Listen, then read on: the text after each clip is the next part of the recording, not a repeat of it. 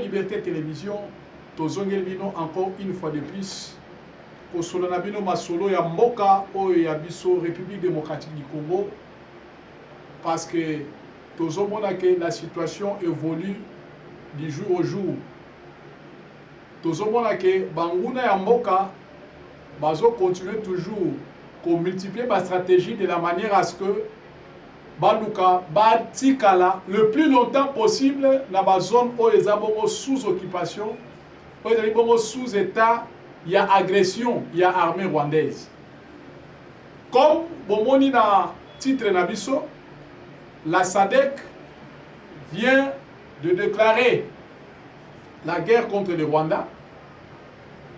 Vous savez que il y avait l'incursion de Wazalendo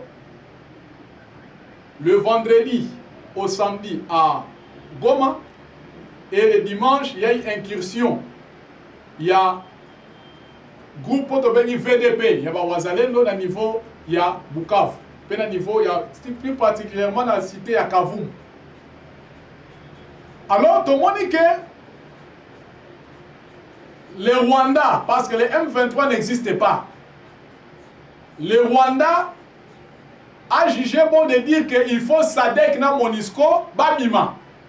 Parce que situation au bas comme nango, lelo na niveau ya Goma insécurité bazan nango, les bazan côté tepa bazan ko trébicher du point de vue sécuritaire, balobi que ezali MONUSCO na SADC ne muteza ko occasionner ba fewa.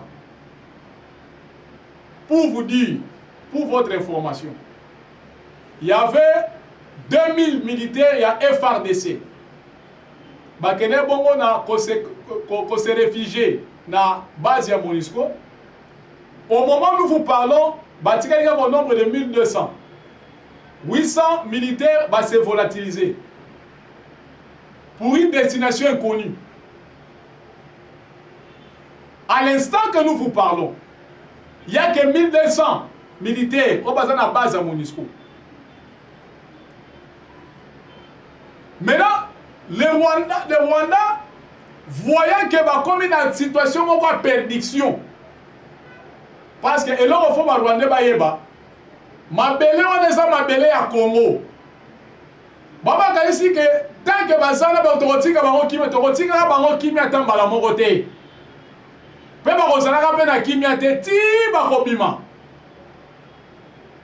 La situation bozomona-t-il lelo na Goma aujourd'hui, c'est pour cela que je viens signaler le gouvernement. Rwanda a outil concédé ba minéré to ba carré minier à Rubaya à une entreprise. Il y a un certain monsieur Xavier de Bethel. Monsieur Xavier de Bethel, sur vos côtés dans Google, au cliquer Xavier de Bethel. Monsieur Xavier de Bethel, c'est un mafieux. C'est une entreprise minable. Automonique, Kagame a cédé ba minéré, ba coltan. Na entreprise sur la Tarzix, na niveau à Luxembourg. C'est une entreprise là vraiment à faible échelle au niveau mondial. C'est une entreprise américaine, une entreprise très minable. Donc, c'est-à-dire, le minerai, donc c'est-à-dire, Bananga Bazaka na compte part, il y a 15%. Le 20% c'est pour Kagame et les 65% c'est pour cette entreprise. Donc, c'est-à-dire, si les minéraux là, bakolie ba minéraux les autres na mafia ozo ke Luxembourg na entreprise ba benga ya Tarzix, alors si eza côté comme na 3 millions de dollars, le soi-disant AFC de Nanga aura que 15%, donc c'est-à-dire 450 000 dollars.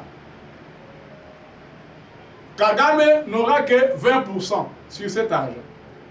Et les 65%, c'est pour l'entreprise là, de M. Xavier de Bethel. Si nous citons les noms de cette entreprise, Oyo Kagame a cédé, ba minéré à Rubaya, c'est parce que Tolingi gouvernement et entreprise à Luxembourg dans le rang de collimateur. Nenge to funda ki Apple, na nenge to funda ki iPhone. Nenge to zana bango na niveau de justice internationale. Nous venons faire cette dénonciation, c'est parce que ce sont des minéraux du Congo. Parce que tant au bazo gagner, ils sont en train de voler nos minéraux. Balingi Sadek Kabima pour intensifier guerrier na bango, manœuvre na bango, terrorisme na bango. C'est quelque chose que biso Congo tokotika la kondima yango te. Quant à moi, je suis contre le communiqué de FRDC. Le FRDC avait plein droit. Il y a quoi accompagner Basso Nyon surtout Boazalé de Bazarosal. Quand Sylvain Keng, le général Sylvain Keng vient dire oh Bisso, tout ça pour observer. Non, on ne peut pas observer les cessez-le-feu. C'est notre sol, c'est notre terre. Et c'est qu'il a Bisso doit attaquer. Allons de l'avant. Et lobby, j'étais vraiment très touché de voir des localités sur le niveau il y a territoire il y a Calais et Zalabongo récupéré par ces individus rwandais. Territoire il y a Kabamba, dans territoire il y a Bouchaki récupéré par les M23. C'est quelque chose qu'on ne peut pas admettre. C'est quasiment inadmissible. Le rôle de l'armée est ça pour défendre l'intégrité territoriale et nos frontières. Et bouter, rôle de l'armée, c'est de bouter l'ennemi, tout l'ennemi dehors. Oh, gloire à Dieu. Nous avons un leader au sein de FRDC. Le leader au sein de FRDC, le général qui bat son plein record, c'est le général Johnny Luboya Kachama. La liembonga Johnny Luboya Kachama. Mais c'est un général qui a démontré son bravoure. Kabila lui a donné 10 millions de dollars, il a dit niet. Pour la recéder Ituri, il a dit non. Bomoni le lobby. Ça c'est vraiment un général parce que ba bêtise ouais salami dans le nord na sud Kivu kuna na Ituri les Alarates. Ouganda a accompagné Thomas Lubanga pour attaquer Djougou à partir de lac Edouard. Bayoka qui a bango plusieurs morts. Il a bombardé, il a pilonné et il y avait beaucoup de pertes en vie humaine. Il y a un milicien, il y a Thomas Lubanga. La déstabilisation de l'Ituri, ça s'appelle Yoweri Kaguta Museveni. On ne peut pas voir Frosier de dire certaines vérités parce que le problème de Museveni, il faut exploiter unilatéralement pétrole au lac Edouard.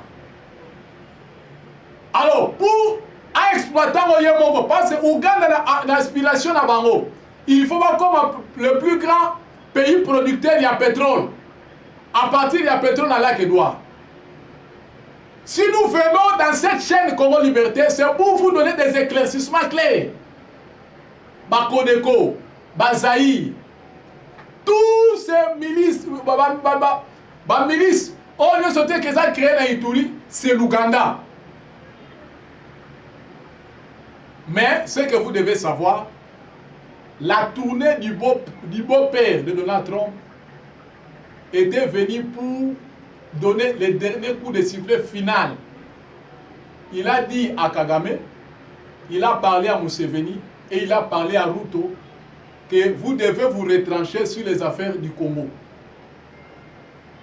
Parce que la plupart des militaires au Bazoyan à Rwanda, les militaires au Bataka Goma, en tenue de l'armée rwandaise, il y avait des Kenyans, il y avait aussi des Ougandais. Tous les chars que vous avez vus, vous côté qui na Mahagi, vous côté qui na Djougou,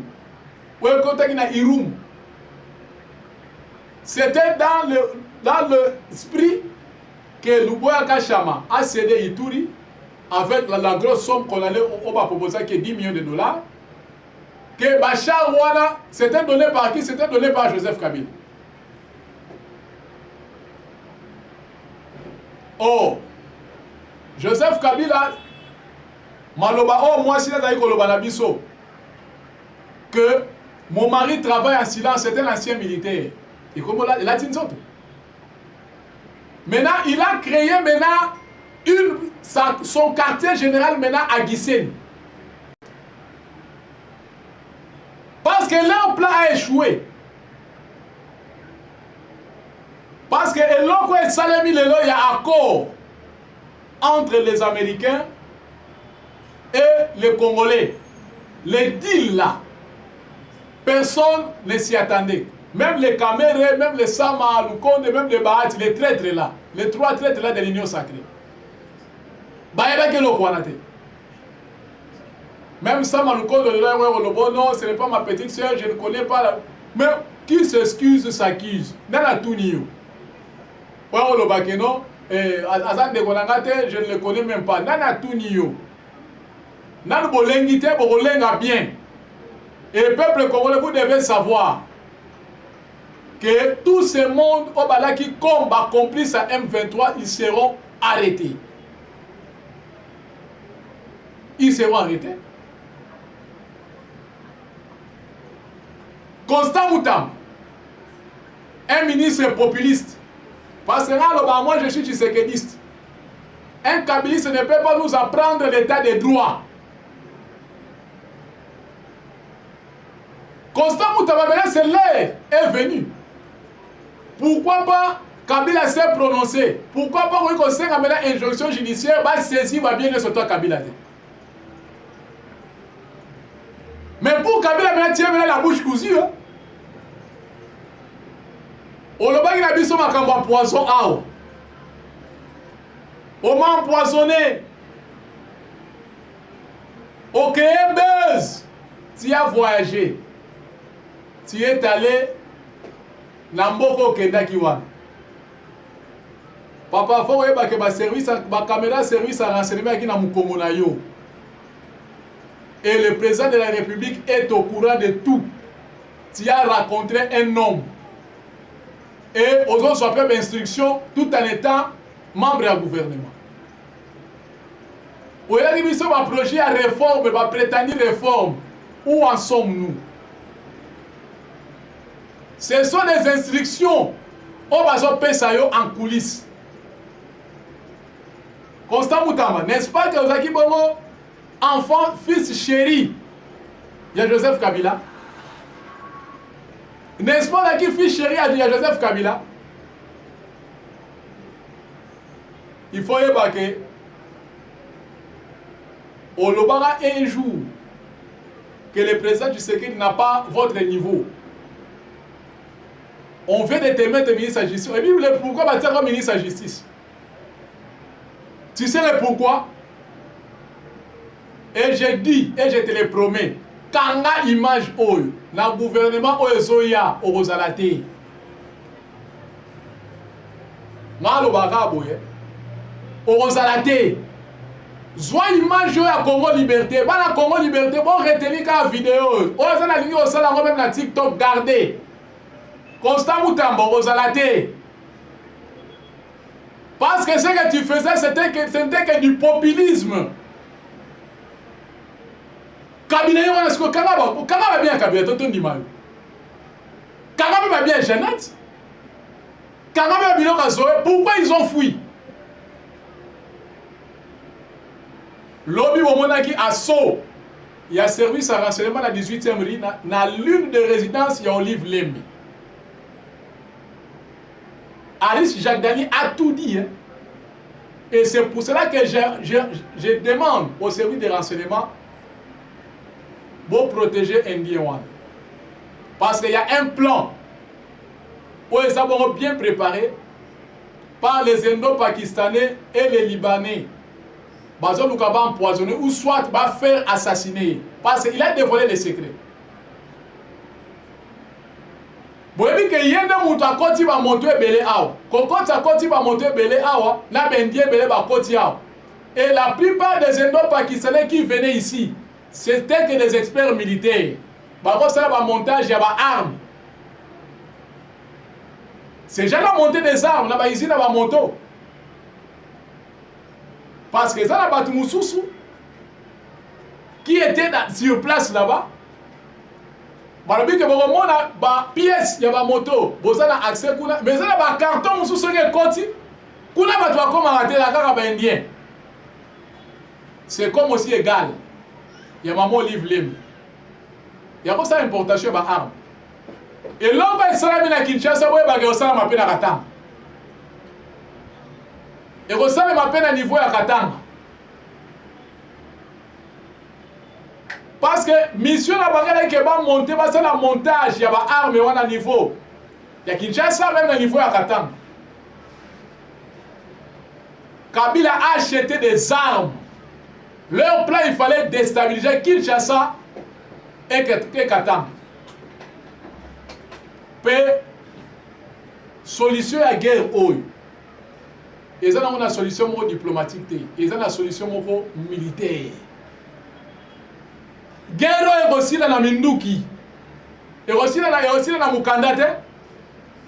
Congolais tiens la Mutu. Guerre est aussi dans la Matusa. Et aussi dans la Mandoki, et aussi dans la Elela. Pour Kagame Robima na PTT, n'est-ce pas que Kabila le bac n'a pas pouvoir, celui qui va crépiter dans la moutoune, vous voyez bien monter. Parce que là, ça fait un mouillage, ça fait un Janine Mabunda, ça fait un Tambo Mwamba, ça fait un Kikaya Bin Karou. Avec tous ces classiques-là, il peut perdre. Et maintenant, moi, je me demande, un parti comme le PPRD, leur leader a s'affiché officiellement que c'est lui la tête d'affiche de la rébellion. Qu'est-ce qui empêche de supprimer maintenant PPRD? Ça nous empêche à quoi? Ça, c'est notre nation. Et quand je vois un président de l'Assemblée nationale vient de donner des discours bidons, que oh non, l'Assemblée nationale, ils ont ça en papier. Mais c'est Vital Kamerhe. Vous voulez se moquer de qui? Parce que le gouvernement, ce que je sais, il est en ordre pour la frais de fonctionnement de l'Assemblée nationale et Sénat. Bandeko, législature Oyo, Tobandi, Oyo Tokoti a des seconds mandats à président Félix. 10 plénières, 10 au total, Bada Vital Kamerhe comme président assemblée. 10 plénières. Maintenant, si tout n'a quelqu'un a présidé dans 10 plénières. Si on a 5 frais de fonctionnement, il y a Nini. Nous avons évalué. Kamerhe a fait que 10 plénières. Session en mars, il n'y a que 3 plénières. Session il y a septembre, il n'y avait que 7 plénières. Si on a plénière Nini, Kamerhe a reçu la bambongo, il y a frais de fonctionnement. Il y a un parlement qui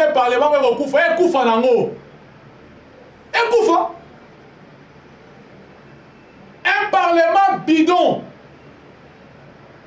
Les non rendre majorité, ils ont accompagné le chef de l'État une majorité moutonnière. Congolais ont posé une majorité constructive. C'est-à-dire quoi? Majorité Oyo et sont même en réforme.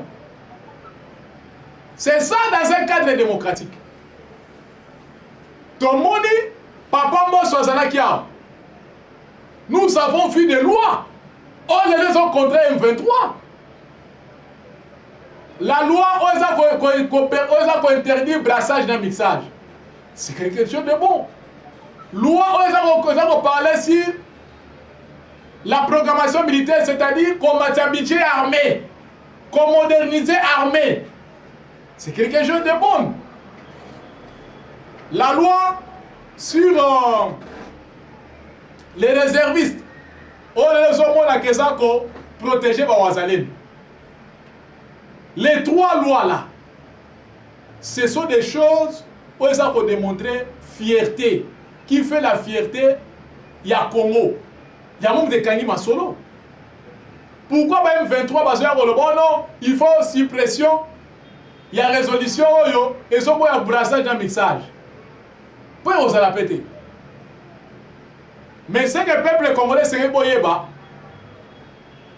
Na Doha, il y avait que des experts militaires congolais qui ne bayambaki bango. Pe bakuta na M23 te. M23 ba yebisaka ke zonga na cantonnement. Makamla bine c'est si la zonga na cantonnement na identification. Et vous êtes censé de déposer les armes. Vous êtes censé de déposer les armes. Bona na bakambute o Berik Senga bazo loba wana wana. Faut pas azako loba maloba moko. Pona ko endormir biso pasteur a lukuta ya pasteur ya son. Bokele na États-Unis ba benga ni bino.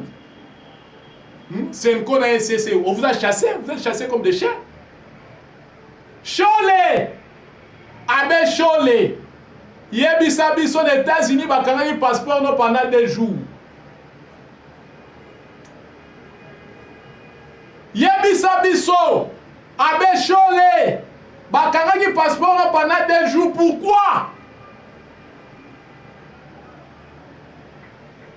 Bokenege pas Antonio Guterres, ayambi binoté. Bokenege pas ba sénateur américain, bayambi binoté. Nous sommes au courant de tout. Hein. Cabinet c'est la lobbying, il y a Katumbi, chassé de Washington.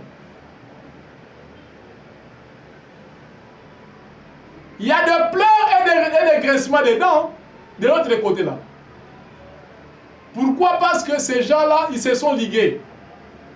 Parce que dans la plupart, Kabila, Rwandais de son état, Katumbi, Zambien de son état, Olivier Kamita, tout belge. Bota rata binomo. Ba vient nga ba Serge Kamita, to bi bana vient nga papa na biso Kamita maza, ba vient nga ba Serge Kamita na ba ndeko na biso muso ba sina bosa na ba komo na ba. Ba ba na mwini. Yo bi ma pembo utawa. Boza luka boza ba passeport congolais, bozwa ngote.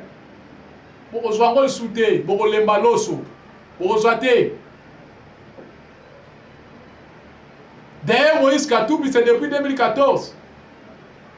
Tout en étant gouverneur, il y a Katanga, il y a un passeport zambien. Le service de migration américaine, migration américaine et ministère de la mission, il y a un voyage. Il y a Moïse Katumbi aux États-Unis avec les passeports zambiens. Avec les passeports zambiens.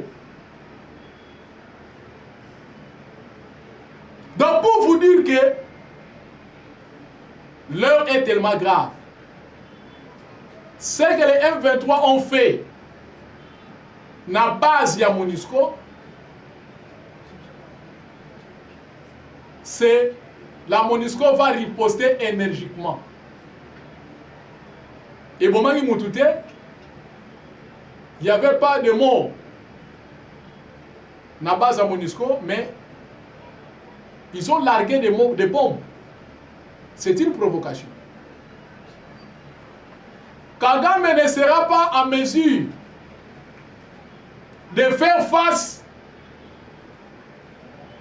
contre les 17 pays membres de SADC. Il n'est pas en mesure.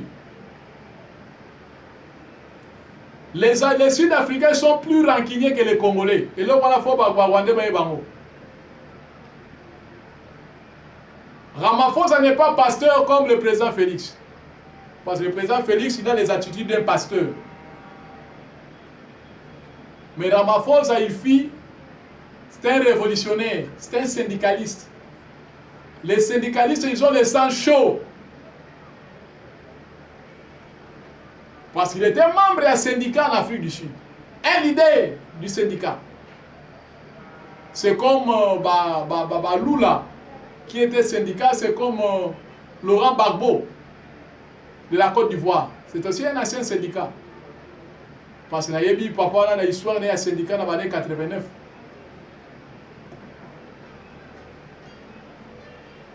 Donc pour vous dire que la situation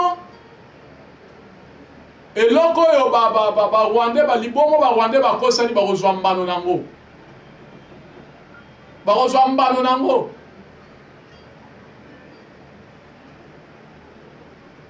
Kabila il va venir rentrer pour vers la partie orientale. Pourquoi qu'il va na Guissé? Yé na ba Mabunda, ba Henri Magie, ba Yannick Chisola, tous ces mondes là du PPRD. Ba ça.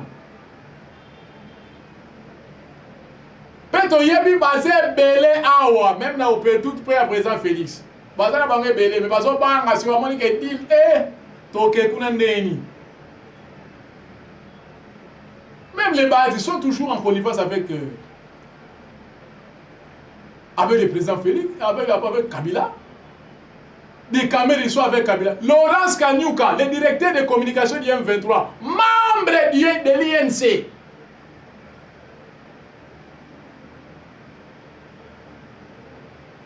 Il fait de l'INC.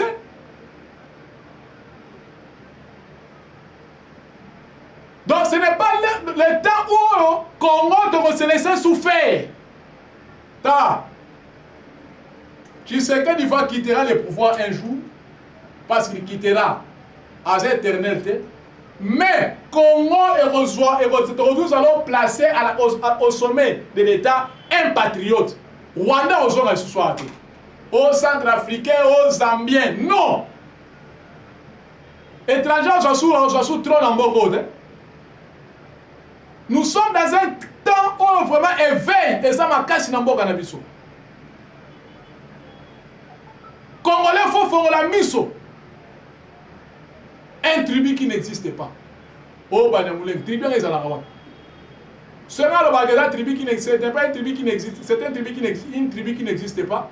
Parce qu'il y a toute une encyclopédie. Il y a Père Léon de Saint-Moulin. Sauf que la bénédiction Saint-Paul, vous allez voir ça. À cela, tableau moko énumératif de toutes les tribus existantes avant la conférence à Berlin. Banamoulin Gazate. Rwanda est allé fruit à corps. Il y a le 11 août 1910 entre la Belgique et l'Allemagne. Il y a un moment que Bamabele n'a pas sous ses côtés en Rwanda. Siangungu na Gisenyi. Ce sont des terres congolaises. D'ailleurs, biso de Congolais, il faut réclamer la terre na biso. Que revoir accord. Oh, il y a le 10 août, le 11 août 1910. Oh, et c'est dans la biso na Rwanda. Siangungu na biso na Gisenyi. C'est noté à nous. Au donc on va massonge, on va prêtre rwandais, Rutshuru, Namasisi. Ce sont des terres rwandaises. Avec quel mécanisme? En 1887, c'était l'État indépendant du Congo, du Rwanda-Urundi. Du Rwanda-Urundi. Pour vous dire que la Katiambo Kanabiso, président de la République, donnait des moyens aux Wazalem. La Moni Bokangi va interpeller le général Padiri, Boulenda. Mais les Wazalem disent que l'accusation va s'être syrien et ça frêté. Ça c'est entre guillemets. Parce que quand les réservistes jusqu'à là, le général n'a pas notifié. Moi, je lui dis que Nungu, basale ba grief non, ala ko intoxiqué ba wazale de ba bundate. De ba belwade to ki ba grief oyo ba kusele ko ba convoquer na demia. Pour vous dire que mokonzi mboka okota likambo. Vous êtes comme les magistrats suprêmes parce que la sécurité du pays dépend de vous. C'est vous aussi le patron numéro 1 de notre sécurité, c'est vous. Nous savons qu'après vous, c'est la sécurité, le service de sécurité. Après le service de sécurité, c'est le gouvernement. Ça, c'est dans l'organigramme mystique de la politique.